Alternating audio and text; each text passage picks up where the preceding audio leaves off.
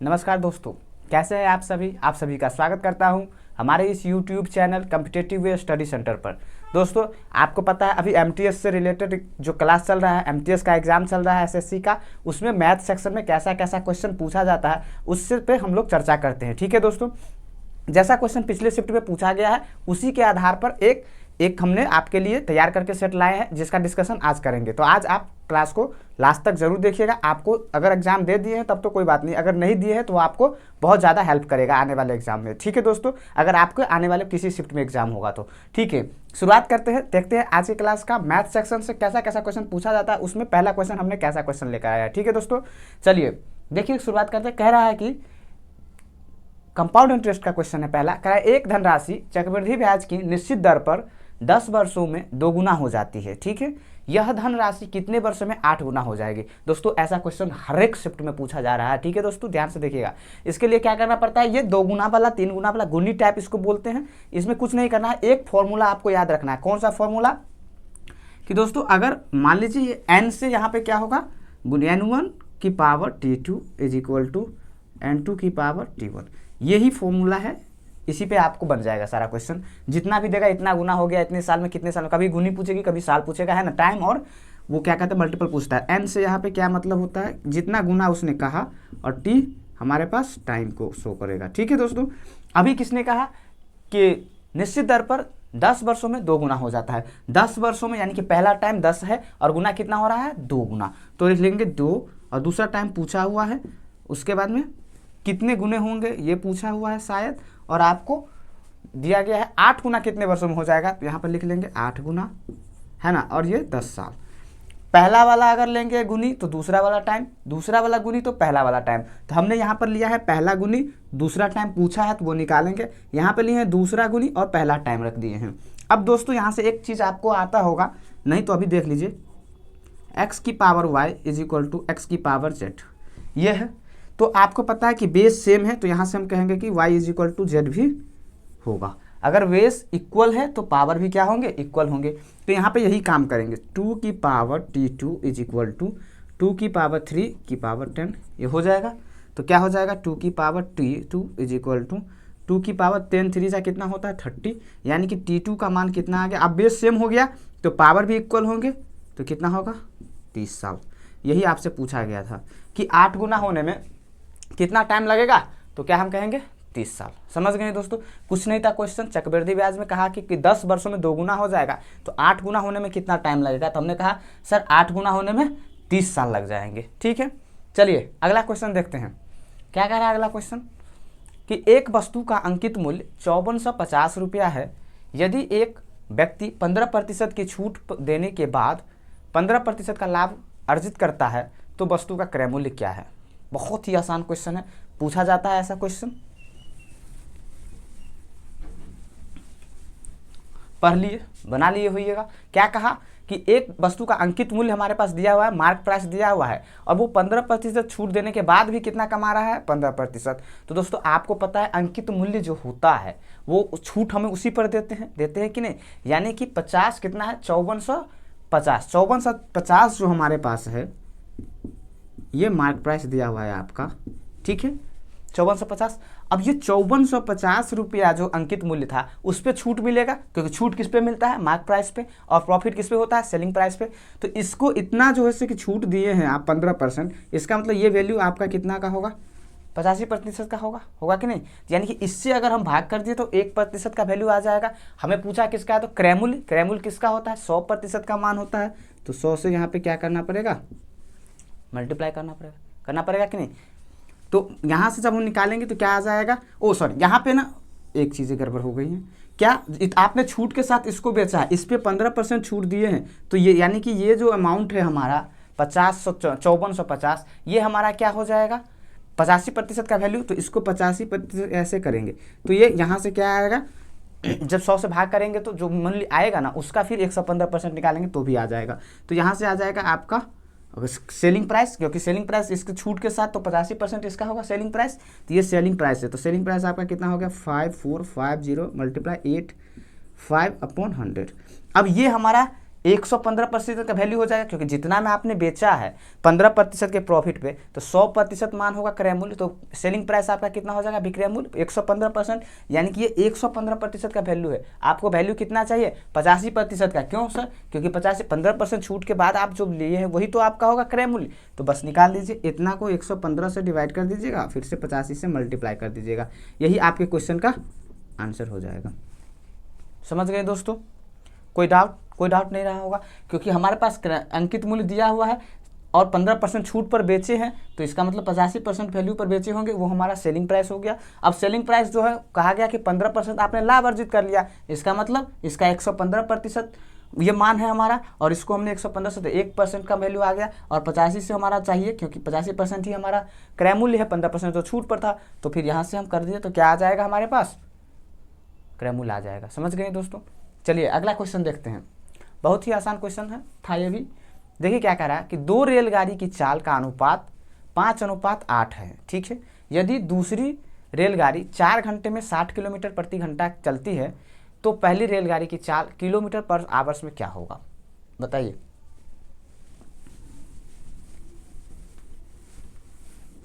क्या कहा, 2 रेलगाड़ी है, चाल का अनुपात दिया हुआ है, पहली रेलगाड़ी 4 घंटे में 60 किलोमीटर चलता है ना, तो 4 घंटे में अगर 60 किलोमीटर चलेगा, इसका मतलब उसका स्पीड क्या हो जाएगा, 4 से डिवाइड कर देंगे। अरे भाई स्पीड इक्वल टू क्या होता है, डिस्टेंस अपॉन टाइम होता है कि नहीं। तो फिर यहाँ क्या कहा कि 4 घंटा में चल रहा है 60 किलोमीटर, तो यहाँ से कटेगा तो कितना आएगा 15, यानी कि स्पीड उसका कितना आ गया 15 किलोमीटर पर आवर्स, है ना दोस्तों। फिर क्या कहा, तो पहली रेलगाड़ी की चाल क्या है, ये दूसरी की है, तो दूसरी की जो ये 15 आया है, ये किसका वैल्यू आया है, आपको चाल का अनुपात दिया हुआ है कितना, पहली का और दूसरी का, ये फर्स्ट ट्रेन और ये सेकंड ट्रेन, 5:8, ये स्पीड का रेशियो है आपके पास। जबकि आप अगर ध्यान से देखोगे तो यहाँ से पता चलेगा कि सर 5 का तो कितना आ गया है 15 किलोमीटर पर आवर्स आया है कि नहीं, कितना गुना है 3 टाइम्स है ना, तो फिर इसका 3 टाइम्स कर देंगे तो कितना हो जाएगा 8 3 जा 24, यानी कि 24 किलोमीटर प्रति आवर दूसरी रेलगाड़ी की चाल। अब चलिए अगला क्वेश्चन देखते हैं। अगला क्वेश्चन कैसा है, सिंप्लीफिकेशन का क्वेश्चन है। देखिए मैं लिखता हूँ क्वेश्चन, क्या कह रहा है कि 0.2 डिवाइडेड बाय 0.2 डिवाइडेड बाय 0.025 उसके बाद प्लस 39 प्लस का क्या है 39, उसके बाद में plus 0.92 plus 0.92 divided 0.2 multiply 5 0.2 multiply 5 minus 4.9 minus 4.9, उसके बाद में डिवाइडेड 0.07 डिवाइडेड 0.07। इसका आपको वैल्यू पूछा जा रहा है, ठीक है। बताइए क्या होगा, सिंप्लीफिकेशन है, कैसे करते हैं, बोर्ड मास पे करेंगे इसको। तो यहाँ से क्या होगा 0.2 बाय 0.025 प्लस ये कितना रहेगा 39 plus 0.92 divided by 0.2 multiply 5 minus 4.9 upon 0.07, यही होगा। देखते हैं यहाँ से 10 से 1 पॉइंट से 1 पॉइंट कैंसिल हो जाएगा, तो कितना बचेगा ऊपर 3 पॉइंट था तो 2 बचेगा। यहाँ पे अगर करेंगे 1 है, नीचे 1 तो 1 कैंसिल हो जाएगा, नीचे 1 आएगा, यहाँ पे कैंसिल होगा 2 था तो 1 ऊपर 0 आ जाएगा। समझ गए, ठीक है। अब ध्यान से देखिए, तो यहाँ से सब खत्म 0 0 सब का खत्म हो जाएगा, है ना। क्या बचेगा 25 20 और ये 7। अब यहाँ से 25 को इसको करेंगे तो कितना आएगा 25 8 200 होता है। फिर यहाँ पे करेंगे 0 को 92 से, तो यहाँ 5 4 जा 20, 4 से करेंगे कटेगा नहीं कटेगा, अभी देखते हैं बाद में। फिर यहाँ पे 7 से करेंगे तो 7 7 जा यानी कि 70। यहाँ से क्या आया 8 प्लस 39 प्लस 92/4, ये 92 ही है ना, हाँ बाई 4 माइनस 70, यही आया, ठीक है। तो देखिए, तो ये माइनस का ये दोनों प्लस का है, तो फिर इसको जोड़िए तो 8 9 8 17 3 और 1 4 47 प्लस 92/4/70। अब इसको अगर करेंगे तो कितना हो जाएगा, करके देखिए कहीं पे कैलकुलेशन मिस्टेक नहीं ना हुआ, नहीं हुआ है, देखते हैं। या ये 3.9 रहेगा तो कटेगा क्या, नहीं कटेगा, फिर भी नहीं कटेगा, ठीक है।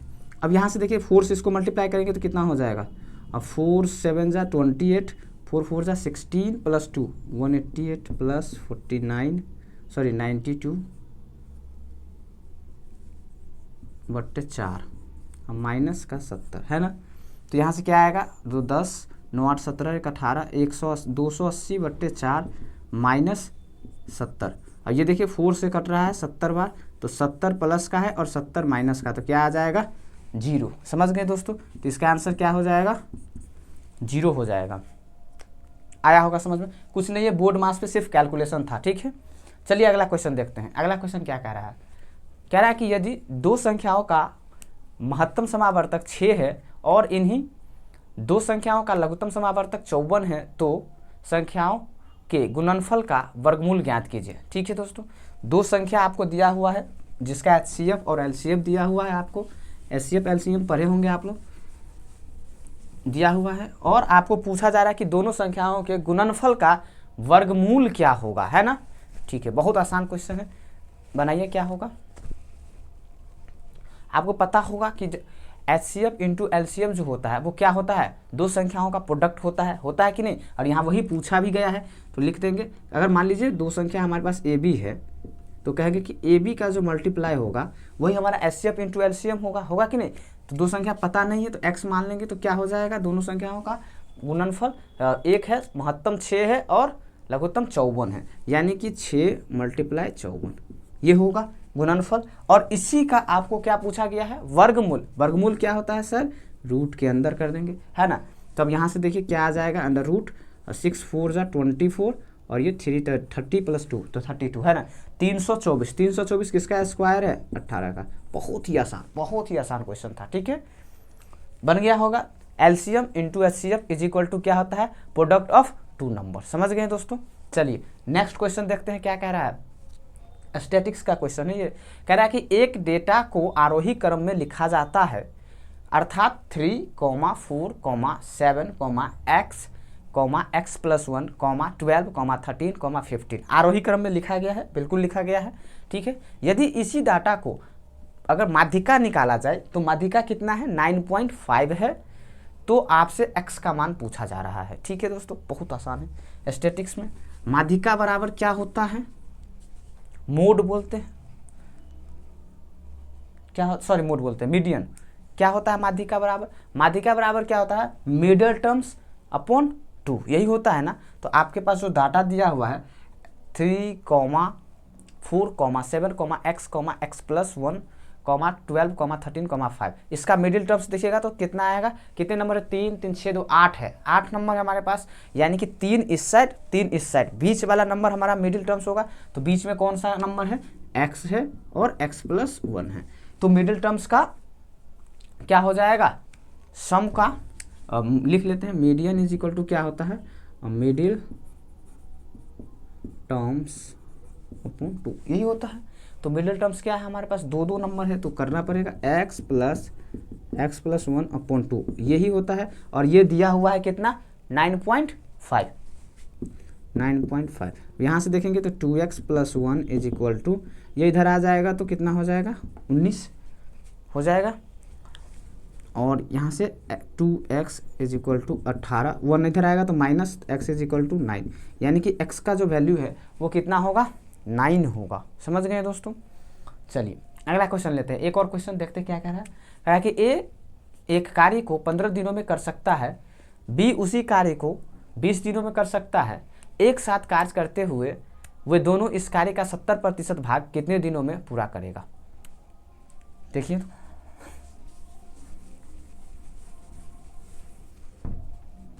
कह रहा है कि A एक कार्य को 15 दिनों में और B उसे 20 दिनों में कर सकता है। ठीक है, लिख लेते हैं, टाइम एंड वर्क का क्वेश्चन है। A B ये 15 दिन में कर सकता है, ये 20 दिन में कर सकता है।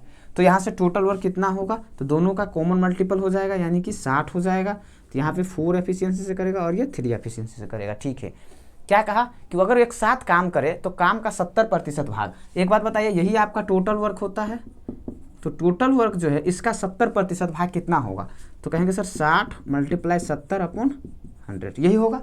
तो यहाँ से 0 से 0 0 से 0 कैंसिल आउट हो जाएगा, तो कितना होगा 42। यानी कि आपको जो काम करना है दोनों को वो 32 करना है। और किसके हिसाब से करेंगे भाई, ये 4 के हिसाब से करेंगे एक दिन में, और ये एक दिन में 3 के हिसाब से करेंगे, यही तो एफिशिएंसी है। तो 4 + 3 कितना होगा 7, 7 के हिसाब से 42 काम करवाएंगे तो कितना दिन लगेगा 6 डेज। समझ गए दोस्तों, कितना दिन में काम को वो 70% भाग पूरा कर पाएगा, दोनों मिलकर करेंगे तो 6 दिन में। ठीक है, आशा करते हैं आज की क्लास आपको अच्छा लगा होगा, क्योंकि ये एमटीएस से रिलेटेड ही क्वेश्चन है, जैसा पूछा जा रहा है ना, तो ये आने वाले शिफ्ट में अगर आपका एग्जाम होगा तो बहुत ही लाभदायक होगा ये आपके लिए। आपके कोई दोस्त हैं जिनके आने वाले हैं तो उसको भी ये वीडियो शेयर कीजिए। ठीक है दोस्तों, लेकिन आज की क्लास कैसा लगा ये आप हमें कमेंट करके जरूर बताएं। क्लास को लाइक कीजिए, अपने दोस्तों में शेयर कीजिए, और अगर आप पहली बार हमारे चैनल पर आए हैं तो चैनल को सब्सक्राइब करके बेल आइकन को जरूर दबा लीजिए, ताकि जैसे ही हम इसका अगला सेट या अगले मेमोरी बेस्ड क्वेश्चन या फिर किसी एग्जाम से रिलेटेड जो वैकेंसी से रिलेटेड न्यूज़ होंगे वो हम आपको सबसे पहले अपने चैनल के माध्यम से मिलेगा आपको। ठीक है दोस्तों, तो यहाँ आज की क्लास यहीं रखते हैं। अपना ख्याल रखिए, पढ़ते रहिएगा, मिलते हैं अगली क्लास में।